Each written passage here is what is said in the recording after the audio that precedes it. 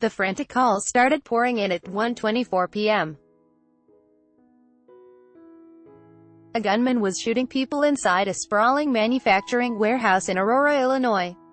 Within 4 minutes, the first police officers rushed to the 29,000-square-foot building in the suburban Chicago city and were fired on immediately. One was struck outside and 4 others shot inside. By the time the chaos ended on Friday afternoon, 5 male employees of Henry Pratt Co. were found dead and the gunman was killed in a shootout with police after a 90-minute search of the sprawling warehouse. 5 male police officers were hospitalized with injuries that were not life-threatening. For so many years, we have seen similar situations throughout our nation and the horrible feeling that we get when we see it on the news. To experience it firsthand is even more painful, said Aurora Mayor Richard C. Irvin.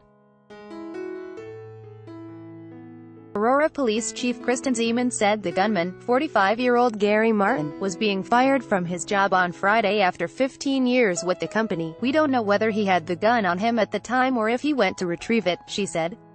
She also said that authorities don't yet know if the employees firing him were among the victims. Names of those killed were not immediately released. In addition to the 5 employees killed, a 6th worker was taken to a hospital with injuries that were not life-threatening. A 6th police officer suffered a knee injury while officers were searching the building. The shooting shocked the city of 200,000 that is about 65 kilometers west of Chicago. Christy Fonseca often worries about some of the gang-related crimes and shootings around her mother's Aurora neighborhood.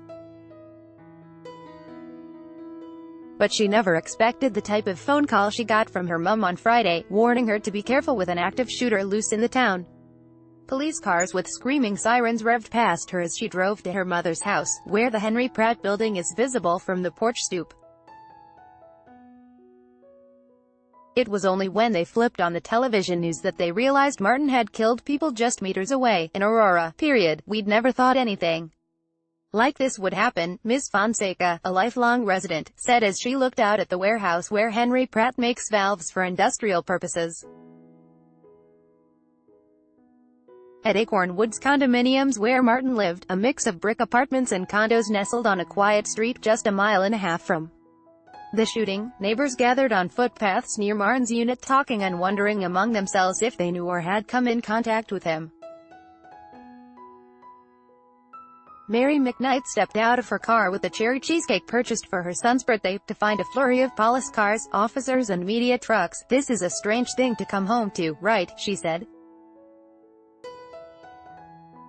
She had just learned that the shooter lived close by and his unit in the complex had been taped off by police.